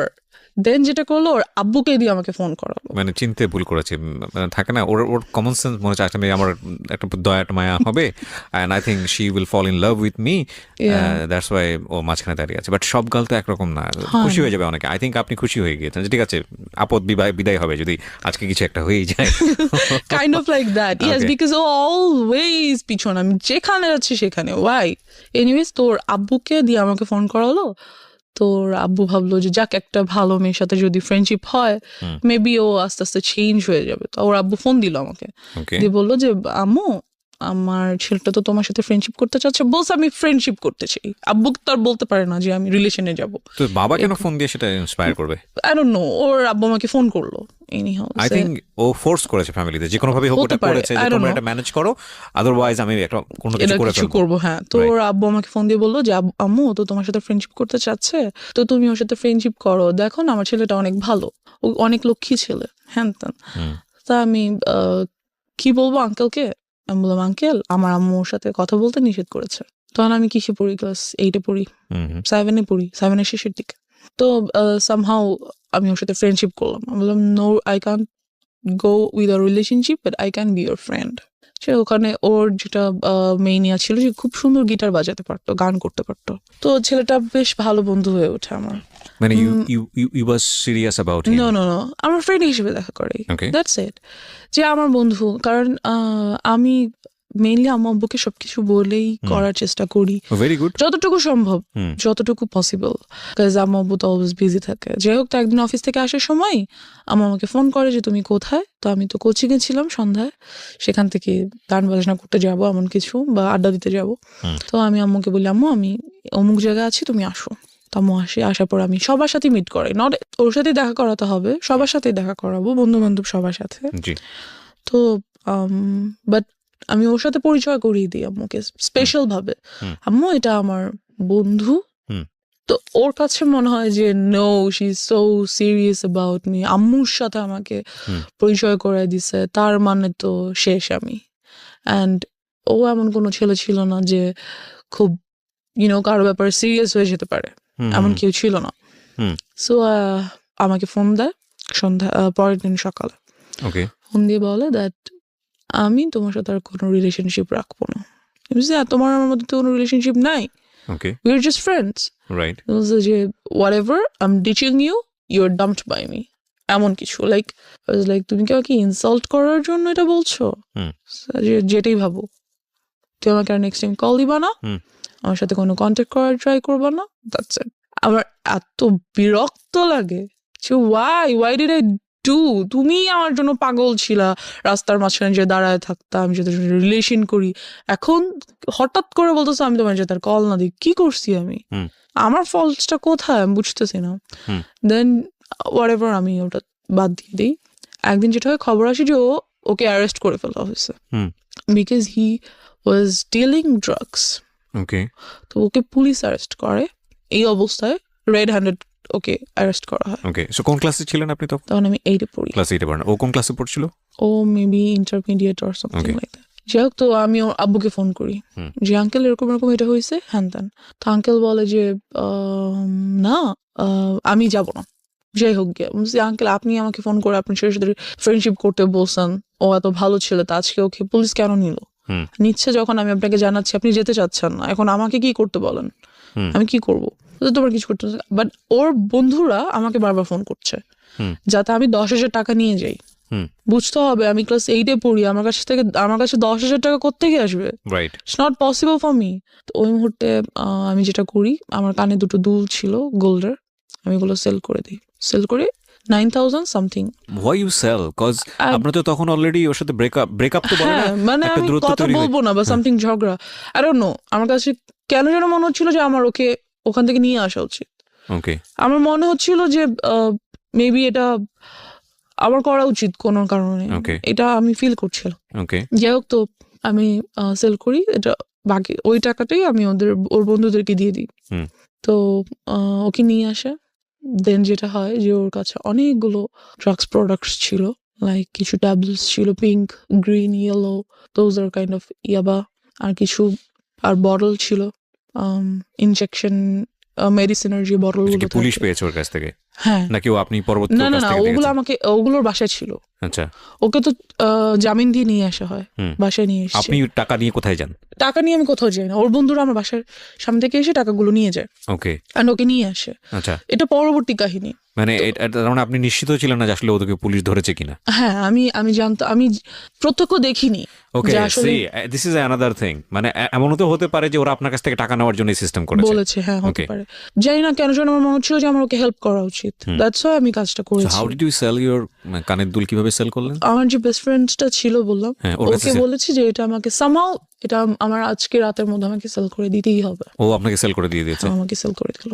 আমি জানি না ও কিভাবে কার কাছে সেল করছে। মানে ও কখনো জিজ্ঞেস করেনি যে তুমি এটা কিছু জন্য সেল করছো? হ্যাঁ, জিজ্ঞেস করেছে। আমি বলছি যে don't ask anything, just I need to sell it, দাও। তো যেটা হয়, ওই ড্রাগস প্রোডাক্টস গুলো ওর বাসায় যেগুলো ছিল সেগুলো ওর একটা বন্ধু আমাকে এনে দেয়, যে ব্যাগ দেয় আর কি। পরে আমি খুলে দেখি এগুলো আছে। কিসের জন্য আপনাকে দেয়? আমার কাছে রাখার জন্য দেয় এবং বলে যে প্লিজ এগুলো তোমার কাছে কয়েকদিন রাখো, এই ব্যাগটা আমরা কিছুদিন পরে এসে নিয়ে যাবো। ও তখন কোথায়? ও তখন যেদিন আমি যখন টাকা দিচ্ছি তখন ওটা আমাকে দেয়। আচ্ছা, ব্যাগটা আমাকে দেয় রাখার জন্য, যে যদি পুলিশ ওদের বাসায় সার্চ করে তাহলে এগুলো পাবে, আর যদি ওদের বাসায় পায় তাহলে ওর বাবা মাকেও অ্যারেস্ট করা হবে। ওর কাছে অল্প কিছু জিনিস পাওয়া গেছে, জন্য ওকে জামিন করা সম্ভব। আর যদি এগুলো পায় তাহলে অনেক প্রবলেম হবে। সেটা হয় আমাকে দিয়ে যায়। তো ওর রাতে ওখান থেকে আমি কিছু জিনিস আমি রেখে দিই। কি মেন্টালিটিতে এটা করেছি, কেন ভালো লাগলো, আই ডোন্ট নো, কেন আপনি বুঝতেন রাখলাম। যেগুলো ড্রাগ? না, আমি জানতাম না ওগুলো কি, বাট আমি রেখেছি। কেন রেখেছি আই ডোন্ট নো। আমার কাছে মনে হলো যে আমার রাখা দরকার, বা আমি রাখি। ইট ওয়াজ ইন আ ফ্লো, আমি রাখলাম জিনিসগুলো কোনো কারণে। তো রেখে দিলাম, রাখার পর ওরা কিছুদিন পর এসে ব্যাগটা নিয়ে গেল, কথাবার্তা বলি না। যাই হোক, তো আহ, এবার ড্রাগস কিভাবে নিলাম সেটা তো চলে আসি। ওগুলো আমার কাছে ছিল বেশ অনেক দিন। আমি ওগুলো রেখে দিয়েছিলাম, কিন্তু খুলিনি, ধরিনি, কিছুই না।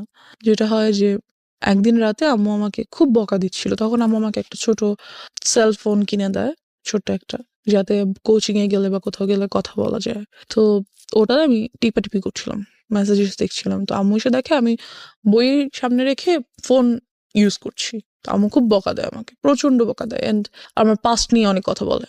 লাইক কখনোই তোমাকে নিয়ে আমি কোনো শান্তি পাই নাই, তুমি সবসময় আমাকে প্রবলেমস ক্রিয়েট করছো আমাদের লাইফে, তুমি এটা করছো সেটা করছো, হ্যান ত্যান, খুবই বকাবকি করে। তো এক পর্যায়ে আমি আমার উপর খুব চিল্লাই, ইট ওয়াজ মাই ফল্ট অর সামথিং, আমি করেছি ইচ্ছা করে, সামথিং লাইক দ্যাট। তো আম্মু যেটা করে, আমার ফোনটা নিয়ে ভেঙে ফেলে অ্যান্ড আমাকে রুম বাইরে থেকে লাগিয়ে চলে যায়। খুব বিরক্ত লাগে ব্যাপারটা, আমার খুব মেজাজ খারাপ লাগে যে আমি কেন আমার সাথে এই কাজটা করলো উইদাউট এনি রিজন। হঠাৎ করে এসে ফোনটা নিয়ে ভেঙে আমার সাথে রাগারাগি, চিল্লাচিল্লি। আমি তো কিছু করিনি। কোন ক্লাসে তখন? আমি তখন ক্লাস 8-এ। Okay. আমার তখন টেস্ট পরীক্ষা সামনে, 8-এর টেস্ট পরীক্ষা হুম। চলছে। পরের দিন আমার ইসলাম শিক্ষা পরীক্ষা, এরকম কিছু।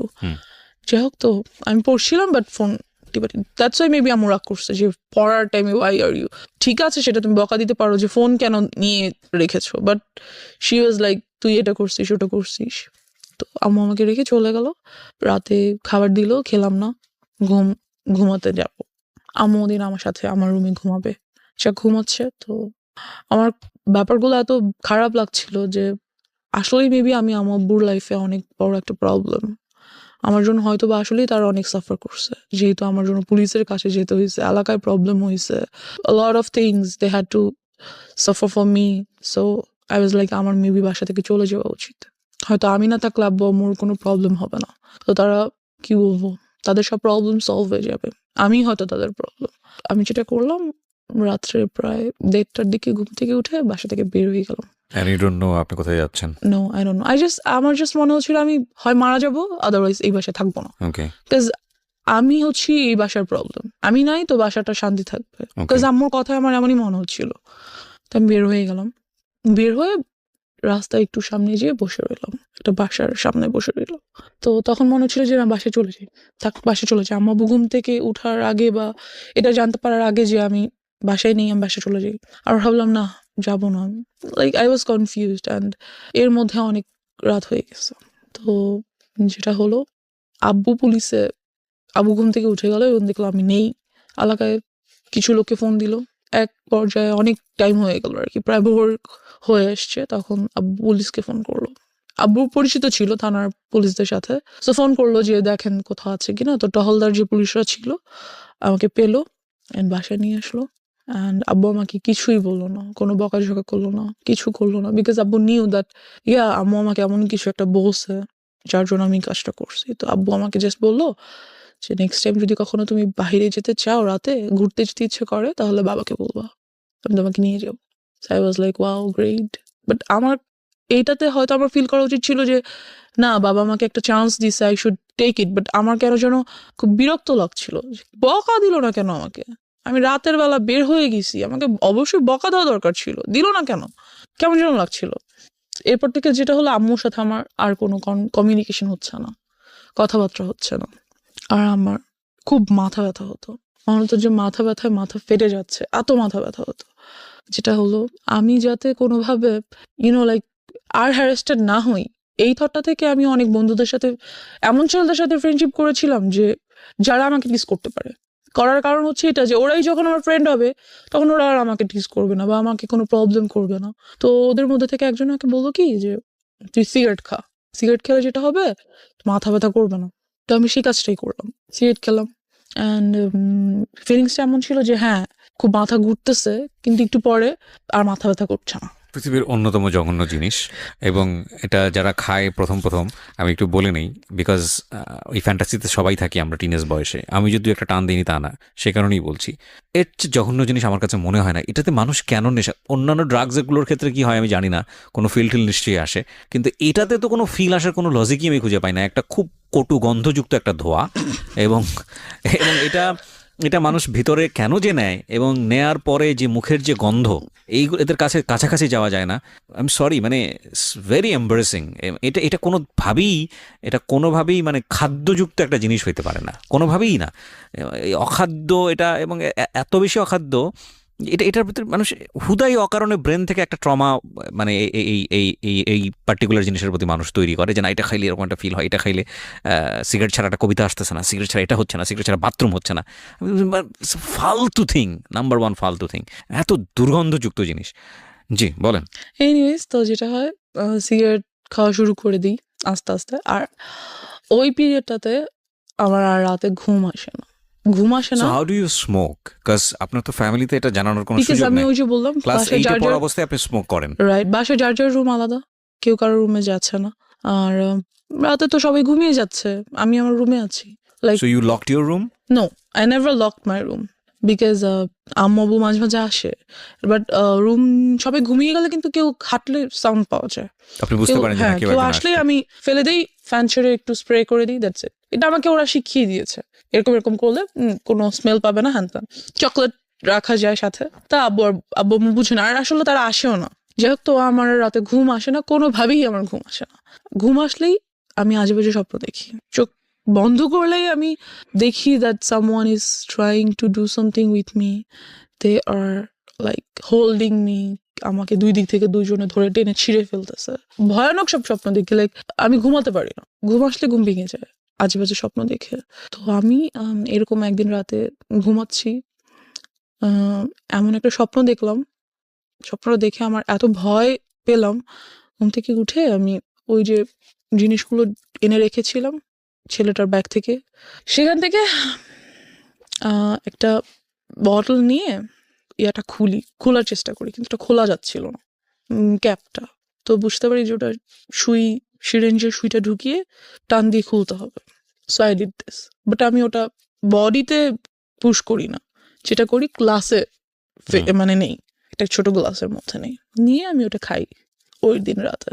যেটা হয় যে ওটা এতটা তিতা ছিল, আর খাওয়ার ঠিক 10 থেকে 15 মিনিটের মধ্যে আমি সেন্সলেস হয়ে যাওয়ার পর আব্বু আম্মু সামহাও মেবি আমাকে রাতে দেখতে এসেছিল, যে ঘুমাচ্ছি কিনা, ঠিক আছে কিনা, একটু বাদে আর কি, আমি সেন্সলেস হয়ে যাওয়ার কিছুক্ষণ পর।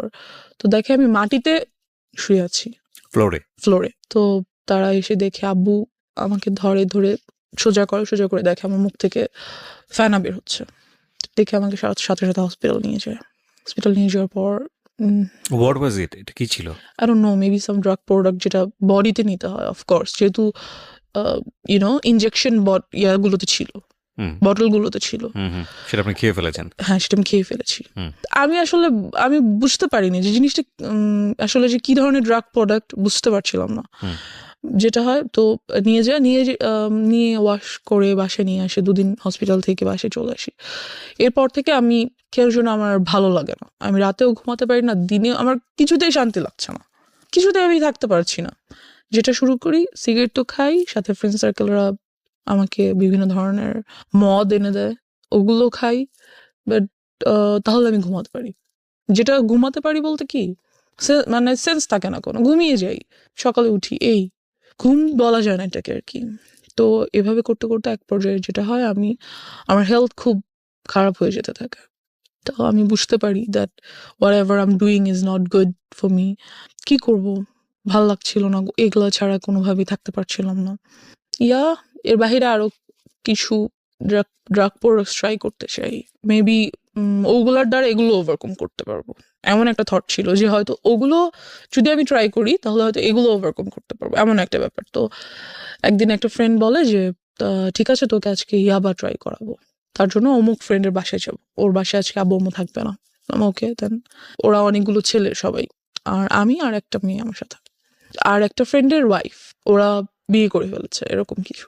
তো আসলো, ওরা সবাই ইয়াবা ট্রাই করছে। তো তো যখন আমার টার্ন আসলো আর কি, আমার কাছে খুব ভয় লাগছিল যে আমি কি আসলে এটা করবো, বিকজ এটা নেওয়ার সাথে সাথে আমি দেখতেছিলাম সবাই শুয়ে পড়তেছে, যেই এটা ট্রাই করতেছে শুয়ে পড়তেছে, লাইক সেন্সলেস হয়ে যাচ্ছে আর সামথিং, নেশাগ্রস্ত হয়ে যাচ্ছে। তো আমার খুব ভয় লাগছিল যে আমি কি আসলে এটা করব। তো ভাবলাম যে করব না, খুব ভয় পাচ্ছিলাম। ওখান থেকে চলে আসি সামহাও। তো ওরা আমাকে যেতে খুব মানা করে। তো ওদের মধ্যে থেকে দুজন অপরিচিত ছেলেও ছিল, ওরা নিচ্ছিল না। ওদের আমার আগে নেওয়ার কথা ছিল, দুইটা কারণে আমি ভয় পেয়েছিলাম। ওদের আমার আগে নেওয়ার কথা ছিল, বাট ওরা নিচ্ছিল না। তো আমি ভাবলাম যে হয়তো হতে পারে যে আমাকে এজন্য এখানে আনা হয়েছে যে আমি ড্রাগসটা নিব, then they are going to do something. আমার ব্রেনে শুধু এটাই কাজ করছিল, দ্যাটস আমি নিলাম না, চলে আসলাম ওখান থেকে। অ্যান্ড ড্রাগ অ্যাডিকশনের মধ্যে তাহলে কিছুই পড়ে না, শুধু পরে আমি খুব সিগারেট খেতাম, খুব সিগারেট খেতাম। অ্যান্ড এলাকায় সবাই এটা জানতো, আব্বুকে খুব বিচার দিত।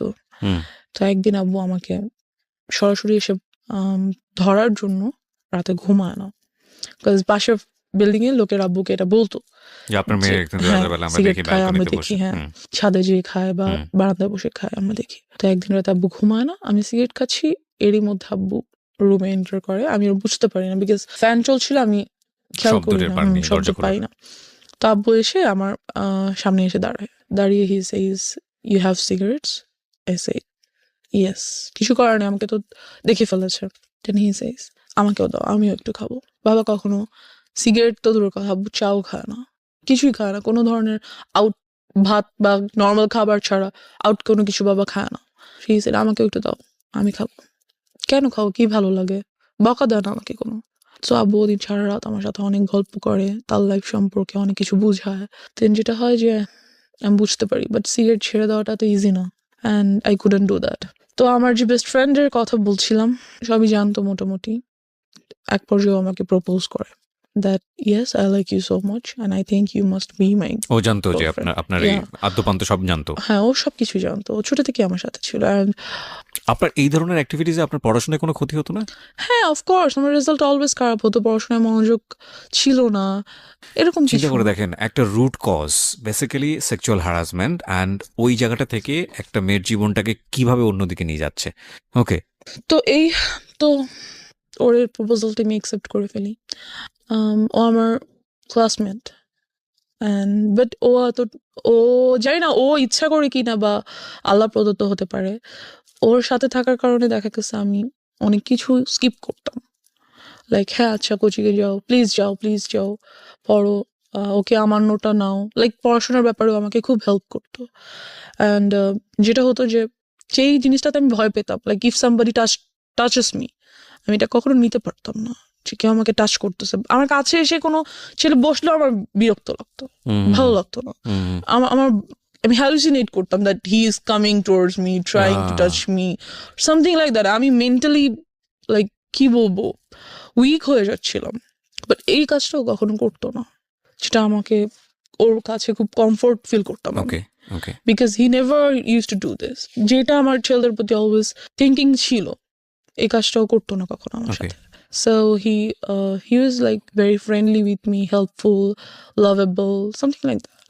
তো নোট করে দিত, আমার সব নোটও করে দিত, হোমওয়ার্ক করে দিত। লাইক ও আমাকে ইন্সপায়ার করতো সব কিছুতে, আমাকে বুঝায় বলতো। I use to cry with him that I had all this in my life. সাধারণত বেসিক্যালি দেখা যায় কি যে কোনো ছেলে যদি রিলেশনশিপে যেতে চায়, তারা কখনোই এমন একটা মেয়ের সাথে রিলেশনশিপ করবে না যার লাইফে এই ধরনের হিস্ট্রি ছিল। I guess no. অ্যান্ড কোর্সে তো গুড, অ্যাটলিস্ট ওরা একবার হলেও বলবে যে তুই এগুলো করে আসছিস। যখন একদম টেম্পার লুজ করে তখন এগুলো হ্যাঁ, আর ওকে অ্যাবিউজ করবে, আর ওকে ইউনো কি বলবো, একটু আন্ডার এস্টিমেট করবে। বাট যেটা ওর ক্ষেত্রে হতো, কখনোই এই কাজগুলো আমার সাথে করতো না। আর অলওয়েজ আমাকে খুব ইন্সপায়ার করতো that it's okay, you are going to overcome all this, it's fine. How your family treated you? Because you know, বাবা জেনে গেল যে তুমি সিগারেট করছো, আমি তোমাকে তুমি করেই বলি, বিকজ তুমি আমার অনেক ছোট হবা, এতক্ষণ পরে তুমি চলে এসছো। It's so okay. তুমি সিগারেট নিচ্ছ এবং তোমার বাবা তোমার সাথে বিষয়গুলো শেয়ার করছে, তারও পার্সোনাল লাইফ শেয়ার করছে, তার মানে খুব ইন্টেলিজেন্টলি সেই জিনিসটাকে ডিল করছিল, এবং সে খুব ভালোভাবে বুঝতে পারছিল যে আমার মেয়েকে যদি আমি এখন খুব অতিরিক্ত শাসনের জায়গায় নিয়ে যাই, সে আরও বেশি খারাপ হয়ে যেতে পারে। সো খুব ইন্টেলিজেন্টলি সে ডিল করছিল। বাট এটা নিয়ে কি তোমার বাবা মার মধ্যে কোনো ধরনের কোনো ঝামেলা দেখতা? অফকোর্স, তারা কি বলবো, তোমাকে নিয়ে ঝগড়া করা বা না কোনো তাহলে না আমার আব্বু আম্মু খুব কাম, আগেই তো বলেছি। হুম। তারা ঝগড়া করতো না, বাট টেন্সড থাকতো অফকোর্স। মাঝে মাঝে যদি আমি যেহেতু রাতে ঘুমাতে পারি না, স্টিল পারি না, হুম। আমি যদি উঠে তাদের রুমের কাছাকাছি যাই, তুমি রাতে তাহলে- ঘুমানো বলে আমার অনুষ্ঠানগুলো শুনেছো, that's why you are here. এটা আমি একটু জাস্ট খালি বলে দিলাম ওকে। ও কোনো অ্যান্ড্রয়েড ইউজ করে না এবং এটার পিছনে একটা রিজন আছে। রিজনটা কি বলো তো? রিজন হচ্ছে যেহেতু লাইফে অলরেডি এত কিছু হয়ে গেছে, অ্যান্ড্রয়েড ইউজ করা মানে বাবা মা চিন্তা করে অ্যান্ড্রয়েড ইউজ করলে অনেক কিছু, আর অ্যান্ড্রয়েড আরো দিয়ে পাওয়া যায় ডিফিকাল্টিস না। ফেস হতে পারতে। হ্যাঁ, পাওয়া যায় না এমন তো কিছু নাই অ্যান্ড্রয়েডে, সবকিছু পাওয়া যায়। So আমি আরো ইনফরমেশন জানবো, হয়তো আরো অনেক কিছুর ব্যাপারে জ্ঞান খুলে যাবে, সেগুলো ট্রাই করতে আরো বেশি ডিরেইলড হয়ে যেতে পারো তুমি, Yeah, লাইক যে তুমি ড্রাগের কাছে চলে গিয়েছো। রাইট। সো দ্যাটস ওয়াই ওনারা বলেছে যে তুমি এটা থেকে দূরে থাকো, এবং আলটিমেটলি তুমি এটা এগ্রিও করেছো। অফকোর্স। সো তুমি তো আসলে অবাধ্য না, যেটা মনে হয়েছে। এবং তারপরেও এই বিষয়গুলো যখন ফ্যামিলি জেনে গেল, তোমাকে ড্রাগের কাছ থেকে সরানোর জন্য কি করেছে তারা? ড্রাগের কাছ থেকে যেটা আমি বললাম যে ইয়াবাটা মাঝে মাঝে ট্রাই করতাম। ওকে। তো ওটার জন্য আমাকে রিহ্যাবে পাঠানো হয়েছিল। এক পর্যায়ে তারা রিহ্যাবে পাঠালো। হ্যাঁ, যখন বাবা জেনে যায় কোন ক্লাসে ছিলে তখন তুমি? 9 ক্লাস 9-এ। আচ্ছা, তারপর? বেশি দিন আমি ছিলাম না অবশ্য সেখানে। বেশি দিন কি, আই মিন টু সে ওখানকার ডাক্তারদের সাথে খুব কথাবার্তা হতো, আর যা ট্রিটমেন্ট ছিল বাসাই তা চলতো। বিভিন্ন ধরনের মেডিসিনস অ্যান্ড ট্রিটমেন্টস ওগুলো বাসাই হতো। এই তারপর আস্তে আস্তে সেগুলো থেকে চলে যাই, অ্যান্ড আল্লাহর রহমতে আমি এখন কোনো কিছুই আর নিই না, Okay. Nothing. I am totally out of it. এখন তো ফ্যামিলি সবকিছু জানে তোমার সম্পর্কে।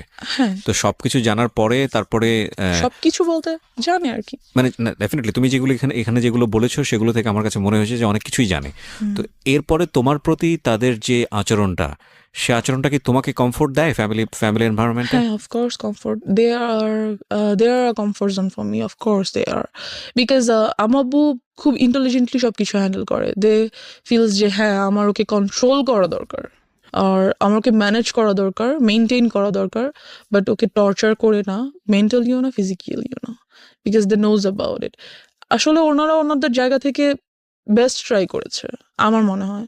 এর থেকে বেশি কি করবে? আর একটা বাবা মা যখন বাবা মাদের বয়স যদি বলি, আমার আব্বু আম্মুর বয়স, সেই সময়টাতে তো বাচ্চারা ফ্রি ভাবে ঘোরাফেরা করতো, কেউ কিছু বলতো না, সবার মেন্টালিটি অনেক ভালো ছিল, সাফ ছিল। ডেফিনেটলি কিন্তু we are not accusing anybody, but সিচুয়েশনে যখন একটা শিশু বড় হচ্ছে কোন একটা পার্টিকুলার সিচুয়েশনে, ওই সিচুয়েশনে চারপাশে যা থাকবে সেটাকেই সে অ্যাবজর্ব করবে। রাইট, ওই সিচুয়েশনটা যদি তার জন্য প্রতিকূল হয়, সেটাকে সেভ করার দায়িত্ব প্রথমত বাবা মার। সমাজ তো অবশ্যই, পরিবার তো অবশ্যই, তাদের একটা ভূমিকা আছে, এবং সেই জায়গায় অনেক বড় বড় ল্যাক আছে আমাদের, বিশেষ করে নারী শিশুদের ক্ষেত্রে, নারীদের ক্ষেত্রে, এবং অফকোর্স শিশুদের ক্ষেত্রেই আমি বলবো। এবং এই যে ধরনের যৌন নির্যাতন, এই নির্যাতন এটা কিন্তু শুধু বাংলাদেশের সিনারি না, এটা কিন্তু সারা ওয়ার্ল্ডেরই সিনারিও। এবং সেখানে আমরা দেখি যে স্পোক পারসন, মানে যারা এই বিষয়গুলো নিয়ে কথা বলেন, তারা ইনডিটেলি জান না কি হয়। এবং খুব ভালো, আমি তোমাকে মানে স্যালুট করি যে সামহাউ কাউকে না কাউকে তো এগিয়ে আসতে হবে, কাউকে না কাউকে তো বলতে হবে। তুমি কি মনে করো যে এগুলো নিয়ে স্পিক আউট বললে এটা কিছুটা হলে কমবে, বা এখানে একটা ইফেক্ট পড়বে, বা যারা এই কাজটা করে তারা সতর্ক হবে? অফকোর্স হবে ইনশাল্লাহ, আর হওয়া উচিত। বিকজ আমরা মেয়েরা আজকাল অনেক কিছু করতে চাই। মেয়েরা পাইলট হয়, ডক্টর হয়, ইঞ্জিনিয়ার হয়, অনেক কিছু হয়। হতে হলে কিন্তু অনেক কিছু ফেস করতে হয়। যে যত বড় হবে, যত উপরে উঠবে, তার ততগুলো ধাপ পেরিয়ে যেতে হবে। আর সে প্রত্যেকটা ধাপে ধাপেই কোনো একটা বিপদ হয়তো ওয়েট করছে। সে যদি নাই জানে যে কোনো একটা বিপদ আমার জন্য ওয়েট করছে আমার মতো, তাহলে সেটা সে ওভারকাম করবে কিভাবে? তাকে জানতে হবে। কিন্তু আমার জায়গাটা হচ্ছে ওইটাই, যে যারা সুযোগটা নিল, লাইক তোমার স্কুল টিচার, ইভেন গাড়ির ড্রাইভার, ইভেন তোমার বাসার কাজের লোক, ইভেন কাজের মিস্ত্রি, কেউই তো বাদ যায়নি, রাইট? তো তুমি কি মনে করো যে তোমাদের মতো যারা ভিকটিম আছে, যারা এইভাবে বিভিন্নভাবে হচ্ছে ফ্যামিলিতে টর্চার, এখানে একটা ছেলেও হতে পারে, হ্যাঁ যেও হতে পারে, তো তাদের আসলে বলা উচিত, অন্তত ফ্যামিলিতে বলা উচিত, বেশি বেশি করে এই বিষয়গুলো অবশ্যই বলা উচিত, তাদের জানানো উচিত, তাদের প্রবলেমস গুলো শেয়ার করা উচিত। এতে করে যারাই কাজটা করছে তারা ভয় পাবে, রাইট? তাদের মনে হবে যে এই কাজটা যেহেতু এগিয়ে আসছে মানুষ সামনে, আমি নেক্সট টাইম করলে আমার শাস্তি হবে, রাইট? তাদের ভয় পাওয়া উচিত, এবং ভয় পাবে তারা বললে। এবং আমিও বলতে চাই যে এই যে অন্ধ কুসংস্কার একটা সামাজিক মানসিকতা, যে ওনার মেয়ে এটা হয়েছে না জানি ওনার মেয়ে কত খারাপ, বা ওনার ছেলে এটা হয়েছে না জানি ওনার ছেলে কতটা খারাপ, এই না জানি থেকে আমাদেরকে বেরোতে হবে। কে কি মনে করলো না করলো, সেই জায়গাটায় যদি কোনো ইনজাস্টিস থাকে, এবং সেই ইনজাস্টিসটাকে আপনি নিজের সম্মানের জায়গাটা থেকে যদি মনে করেন যে ওকে আমি এই ইনজাস্টিসটাকে মেনে নিচ্ছি নিজের সম্মানের জায়গা থেকে, ফাইনালি আপনার সম্মান থাকে না আসলে, এটা কোনো না কোনোভাবে এটা কিন্তু আপনি হ্যারাসমেন্টের শিকার হচ্ছেনই। So you are right now 19, এবং আমি মনে করি যে জীবনে আরও অনেক অনেক অভিজ্ঞতা সামনে আছে, অ্যান্ড ইনশাল্লাহ it will be positive for you. আমি ইনশাল্লাহ। ডেফিনেটলি থ্যাঙ্কস জানাই তোমার বাবা মাকে, তারা তোমাকে অনেক লিবার্টি দিয়ে বড় করছেন।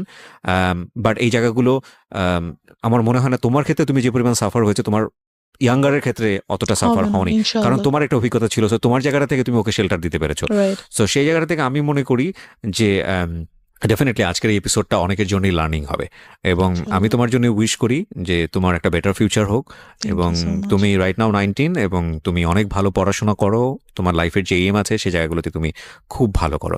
আর দিন শেষে যাই কিছু করি না কেন আমাদের একটা জিনিস মাথায় রাখতে হবে, we live in the society, we live in the family, এবং আমাদের যে প্রবলেমগুলো আছে সেগুলো হয়তো আমাদের কিওর করতে হবে, but we can deny our society, we can deny our family. So বাবা মা যাই কিছু করুক না কেন, যেটাই কিছু করুক না কেন, তারা আমাদের বেস্ট গিফট আমাদের দুনিয়াতে, এবং we have to respect them. এটা হচ্ছে শেষ কথা। So thank you so much আমার এখানে আসার জন্য। Wish you best of luck. Thank you so much.